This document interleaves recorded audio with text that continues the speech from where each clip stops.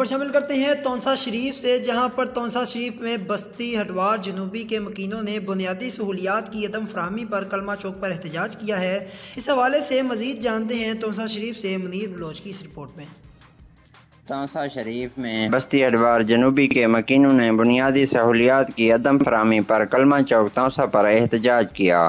بستی ہٹوار جنوبی کے مکینوں نے کلمہ چوک پر احتجاج کے دوران کہا کہ بستی تعلیم، صحت، سڑک، بجلی، گیس اور پانی جیسی بنیادی سہولیات زندگی سے محروم ہے۔ پاکستان بننے کے بعد سے اب تک اس بستی میں کسی قسم کے ترقیاتی کام نہیں کروائے گئے۔